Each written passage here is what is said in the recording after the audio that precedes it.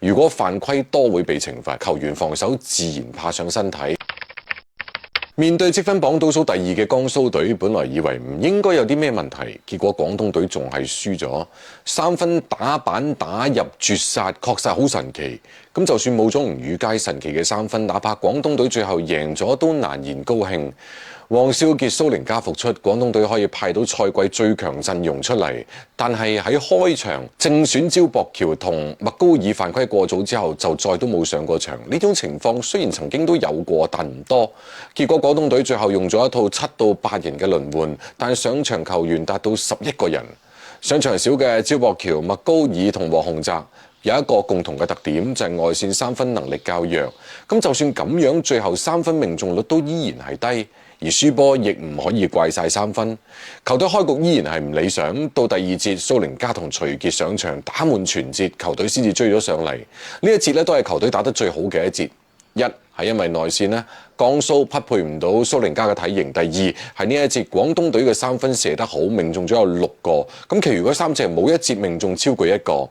其實江蘇戰術部署上面嘅反應都係好快嘅，發現蘇寧加內線嘅威力之後，馬上叫咗暫停，佈置聯防，從另一側底角嗰度抽調球員嚟包夾，再到就近包夾。咁蘇寧加嘅內傳外3分打法咧都係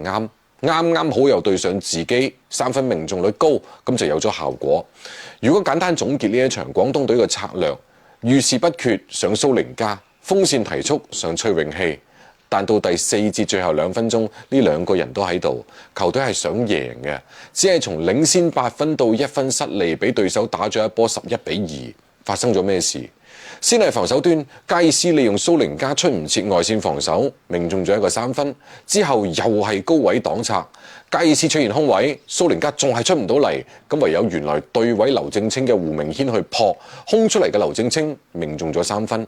仲有一次，龐曾倫高位1-5擋拆，蘇寧加高位延誤嘅時候回撤慢咗，反而阻擋咗胡明軒嘅防守，被龐曾倫命中咗中距離，加埋最後一波吳宇佳嘅3分，呢啲入波基本上都係同龐曾倫有直接或者係間接關係。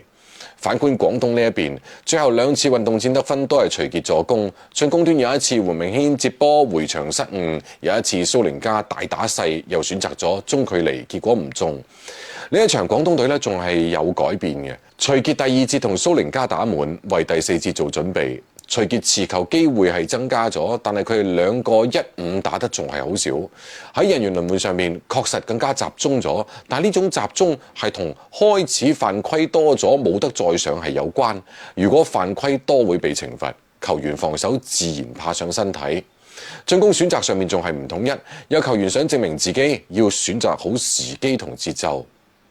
下一場又再對上海，加埋杯賽，呢個賽季已經被3殺嘅廣東，要先解決咗自己人員過多點樣分配時間球權同建立信任嘅問題。